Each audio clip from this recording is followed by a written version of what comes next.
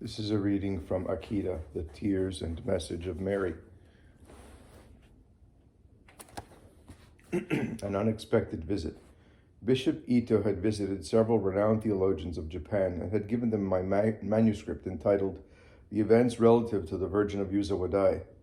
The reaction had been reserved, if not to say negative, and without even going into the matter further, they judged that a more profound inquiry was not necessary, arguing that there was little material here for a theologian. Nevertheless, these inquiries resulted in drawing the attention of the public to what had previously been limited to whispered conversations. On November the 3rd, 1974, the sisters received an unexpected telephone call from Tokyo. A journalist of the review Catholic Graph asked to come to the convent for an interview about the events which recently had been entertaining tittle-tattle. The sisters politely refused, but without backing down.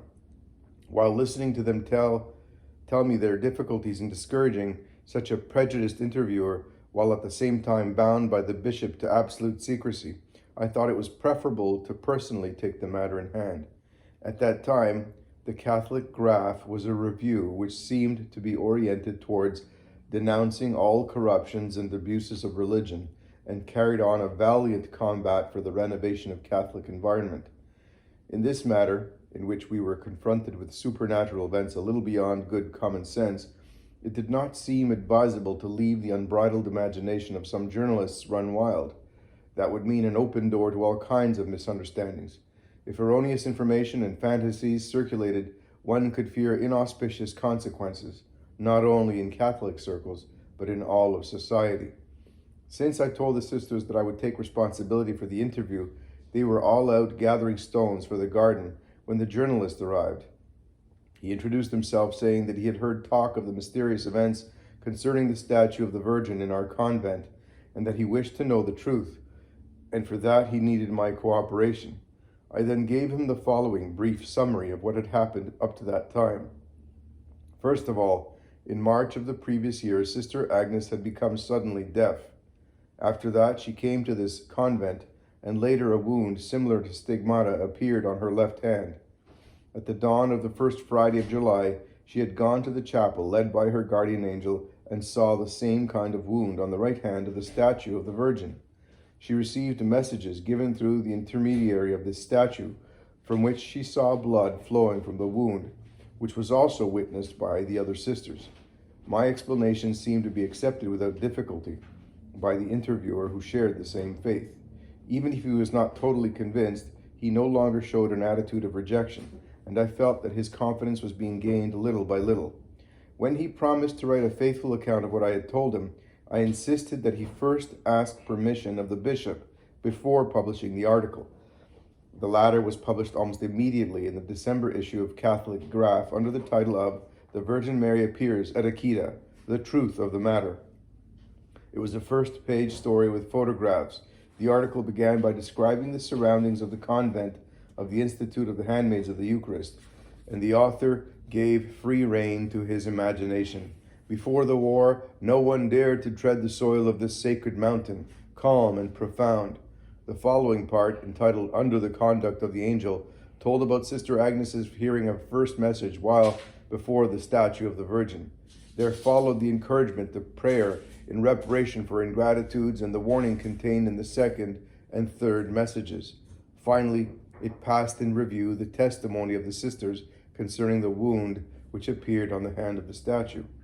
The article concluded that it is impossible to affirm the actual state of things, whether the events of Akita are really miraculous. It added, nevertheless, one thing is certain. Only God is capable of performing miracles. That supposes that the meaning and purpose of what happens when there is a miracle is worthy of consideration.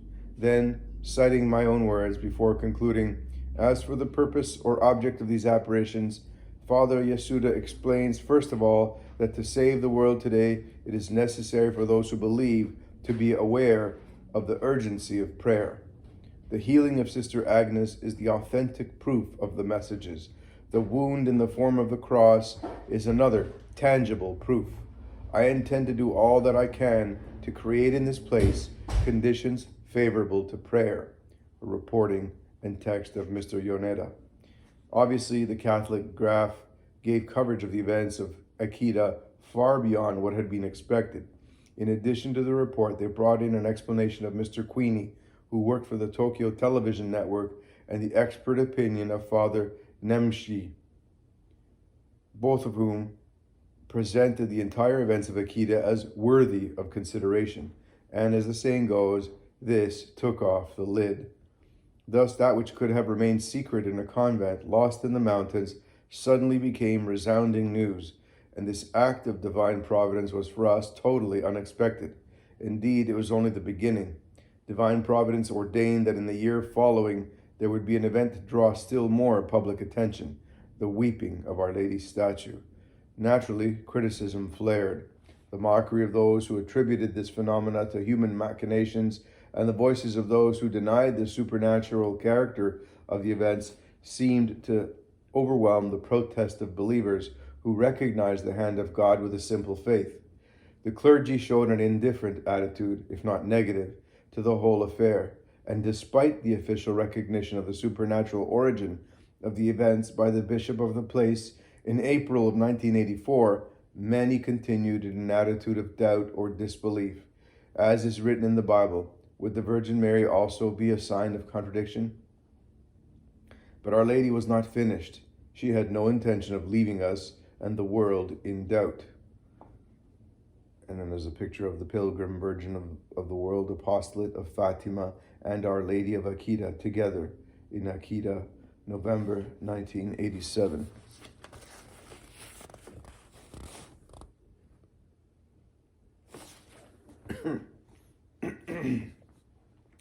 Chapter 11. The statue weeps. It was about 9 o'clock in the morning on January 4th, the first Friday, 1975. The spirits of all were still impregnated with the joyous atmosphere of the festivities which filled the first days of the new year. I was in the presbytery when they ran to tell me, "The statue of the Virgin is weeping." Since this was the last day of a retreat which I was giving to the sisters, I had begun to prepare the sermon, but I immediately put down my pen and went to see the statue.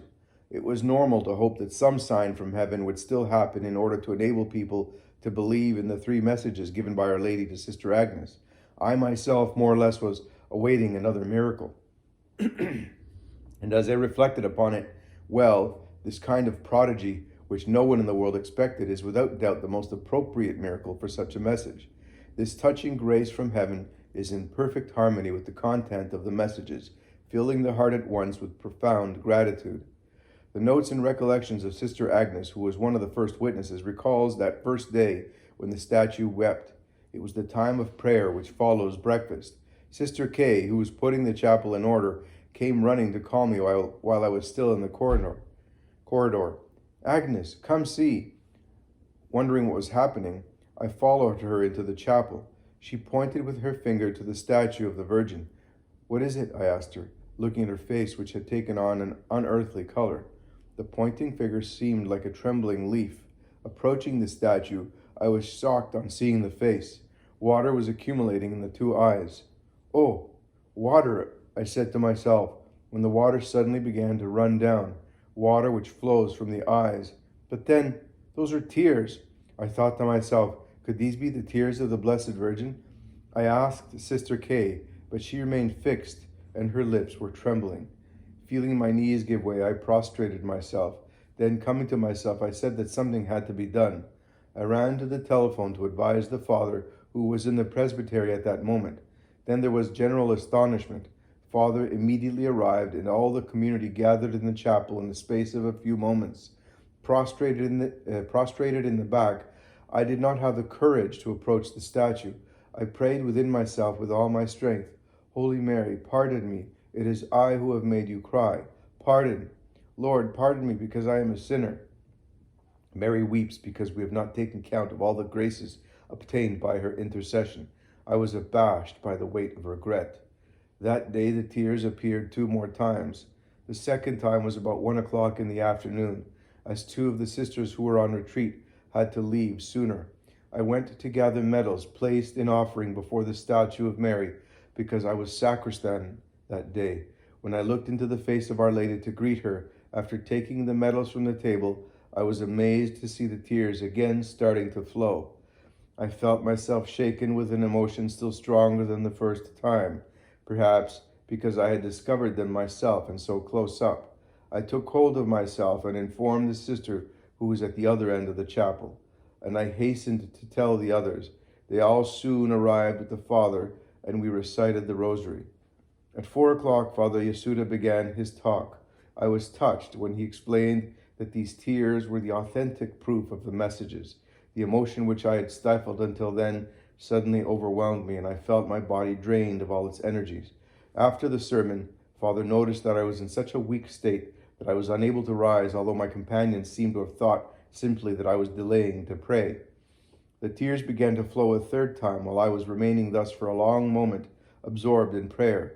Towards 6:30 in the evening, the sister who came to ring the dinner bell was the one who saw it first. The two of us were in the chapel praying. This time the tears did not flow by accumulation and then overflowing from the eyes. They streamed one after the other. It flowed in a continual flux. They formed streams on the cheeks, the chin, down to the breast, and fell drop by drop. I found just the strength to prostrate myself, repeating in myself without being able to move my lips, Holy Mary, why to such a degree?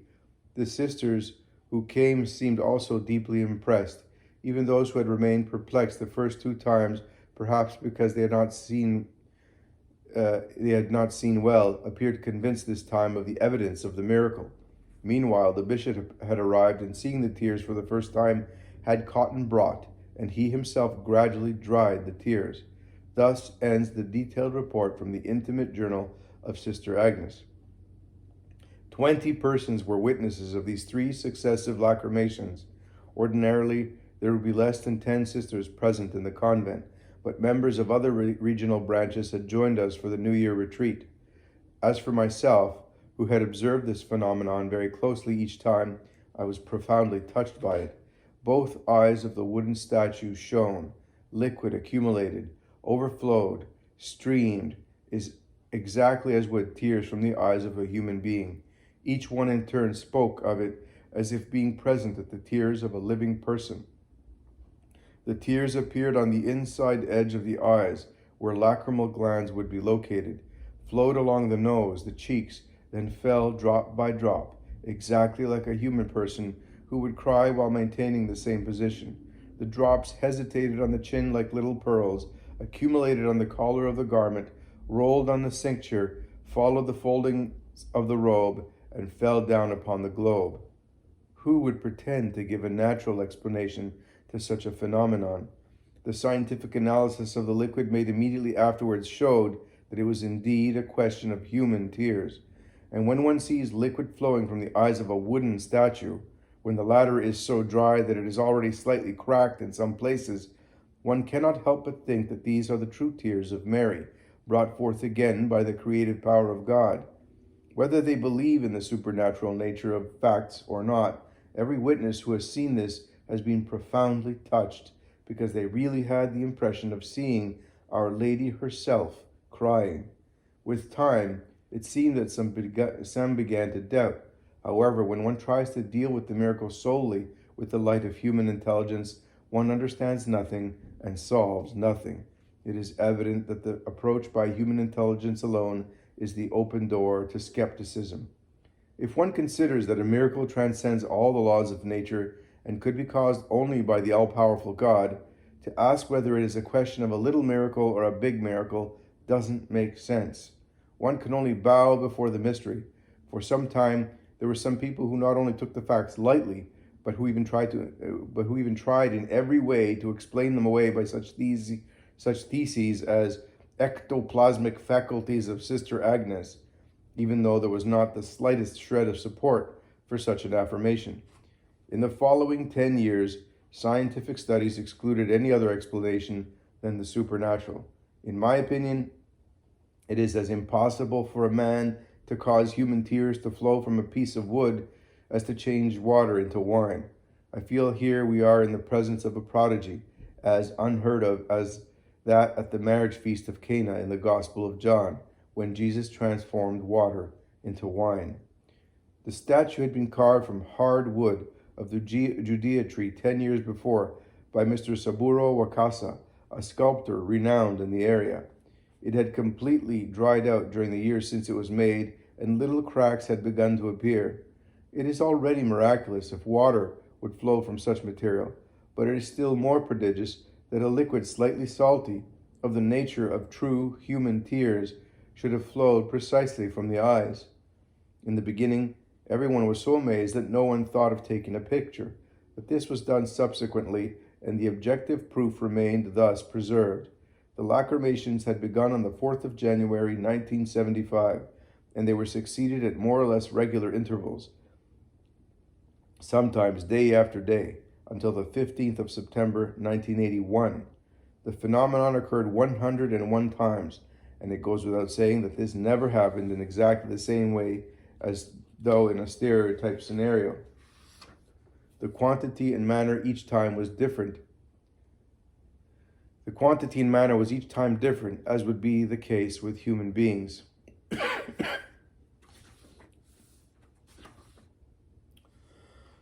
Reaction to the mystery. If the eyewitnesses of the 3 lacrymations of the 4th of January showed more or less the same degree of astonishment, one nevertheless remarked great diversity in the final attitude of each one, and in such a case one is confronted, whether one wishes it or not, with an objective reality impossible to deny.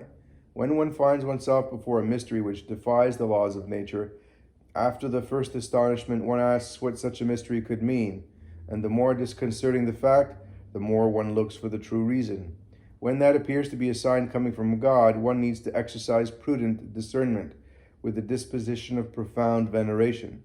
When some marvel is produced through skillful human artifice, such as a magic act, forgetfulness soon gives way to the first reaction of surprise. Furthermore, mystic theologians say that if the marvels come from a diabolical action, the surprise felt in the beginning diminishes with time without exercising lasting influence on the spirit. In summary, when it is a question of divine intervention, it necessarily carries a profound meaning in relation to the sign given by heaven, and man conforms to the will of God in recognizing it as such. These signs do not contradict the gospel. They bring home to us the promise made by Jesus, I am with you until the end of the world. What then are the first interpretations given to the tears of the Virgin? Words of the angel. As we have already seen, Sister Agnes, who discovered the tears the second time, remained prostrated because of her emotion, incapable of moving.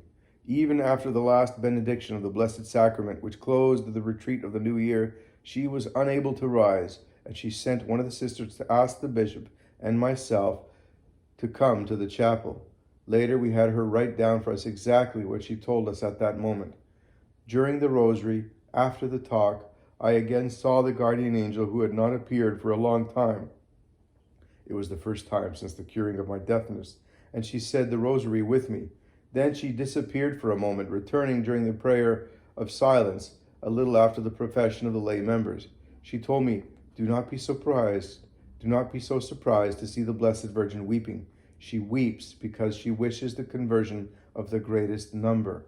She desires that souls be consecrated to Jesus and to the Father by her intercession. There's a footnote. Actually, 2 footnotes. The first footnote says, Sister Agnes is referring to the last talk of the retreat given by Father Yasuda, which had preceded the rosary and the closing benediction. Second footnote says, for further explanation of this very important message, see the meaning of Akita. He who directs you told you during the last sermon today, your faith diminishes when you do not see. It is because your faith is weak. The Blessed Virgin rejoices in the consecration of Japan to her Immaculate Heart because she loves Japan, but she is sad to see that this devotion is not taken seriously. Even though she has chosen this land of Akita to give her messages, the local pastor doesn't dare to come for fear of what one would say. Do not be afraid. The Blessed Virgin awaits you all, her hands extended to pour forth graces. Spread devotion to the Virgin. She rejoices in the profession of the lay members consecrated today by her intercession, in conformity to the spirit of your institute. You must not consider the lay members thus consecrated as of little importance.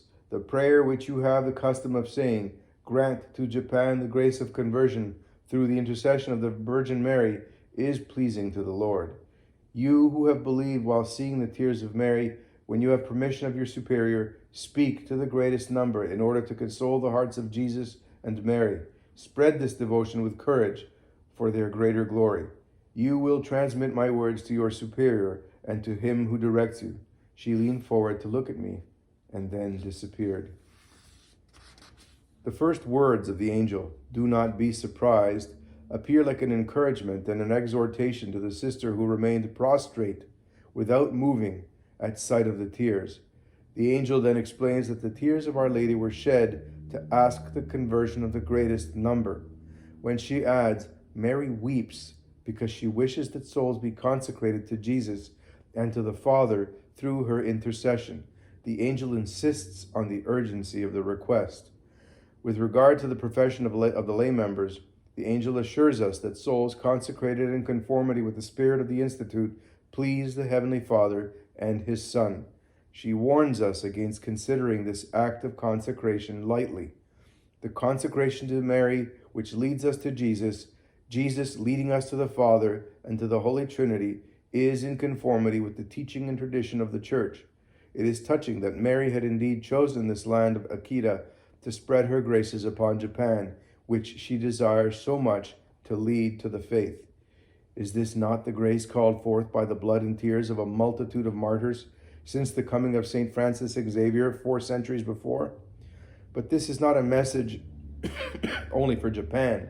It applies to all the world which has been consecrated to the Immaculate Heart of Mary, and especially to nations which have been consecrated, as well as individuals. Each must make the consecration effective. Reaction. On Monday, January 6, 2 years later, there was the New Year's reunion of all the priests of the district of Akita, which I attended in the company of Bishop Ito.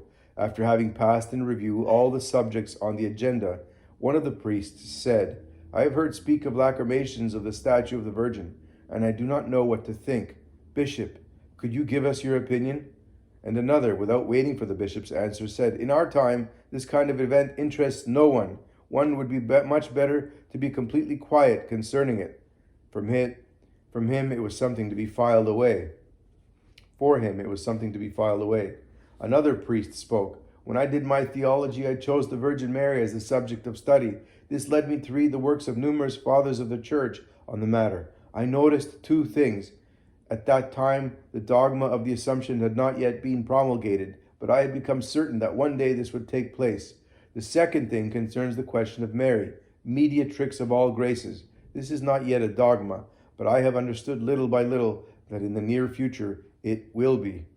When I heard that blood had flowed from the statue, I remembered having once seen a red and salty liquid, like resin, sweat from the surface wood that was several years old. I concluded that that must have been the case here. But for tears, it is difficult to find a satisfactory explanation, and I rather tend to believe that this is something supernatural. This said, as long as one has no scientific proof of the nature of this liquid, one cannot affirm with certitude that there was a truly divine intervention. Finally, the bishop himself spoke. I had seen the wound on the hand of the statue and the blood flow, but I was much more impressed when I dried the tears which flowed from the eyes. I truly felt that I was in the presence of a miracle. Gradually, as the most diverse opinions were voiced, one after the other, I came to a decision. It was necessary to find scientific proof. Shortly afterwards, I went to seek the counsel of Professor Okuhara of the Faculty of Medicine of Akita. I showed him the bandages which had served to sponge the blood 6 months before, and the cotton used to dry the tears of the 4th of January. On his recommendation, I asked Professor Sagisaka of the Faculty of Legal Medicine to make a rigorous scientific examination. The footnote says the Faculty of Legal Medicine refers to a medical examiner, a pathologist. It goes without saying that we did not tell him the origin of the liquids submitted for examination in order not to harm the objectivity of the studies. After 2 long weeks of waiting, the following results were communicated to me. The matter adhering on the gauze is human blood. The sweat and the tears absorbed in the 2 pieces of cotton are of human origin. the objects submitted to this scientific examination revealed the presence of strange bodies due to the contact of fingers which had used the gauze and cotton to absorb the blood and tears, but this had no bearing upon the result. Furthermore, and this was an amazing fact for one who knew the actual origin of the materials, when the blood was examined, it was found to belong to group B, and the sweat and tears belonged to group AB. Now it is unthinkable and scientifically impossible that the same person belonged to different groups. The reason for this soon became apparent. It will be recalled that the supernatural nature of these events was the theory of ectoplasm, which suggested that Sister Agnes, in some mysterious way, transmitted her own blood through the air to the statue. However unreasonable it sounds, it is amazing how this completely unsupported theory dampened faith. And this happened because when the scientific results were published, the Catholic Graph, in a first article, pointed out that the blood was group B, and Sister Agnes belongs to this same group. In a second article, they ignored the fact that the tears belonged to group AB, preferring to retain a certain coherence with the preceding article. Thus, the first commissioner inquiring into the supernatural character of the events did not know that the tears belonged to group AB, and thus had extended their theory to conclude that Sister Agnes had, by an ectoplasmic power, transferred both her blood and tears to the statue. In reality, it was a hasty conclusion refuted by the reality of the events. Truth cannot be stifled by arguments which at first appear satisfying, but which do not stand up under serious analysis. Was there indeed anything more heaven could have done to remove all argument and to convince the world? Some time later, on August 22nd, 1981, Feast of Our Lady, Queen of the World, tears again flowed from the statue. This resulted in even more solid scientific confirmation, as we shall soon see.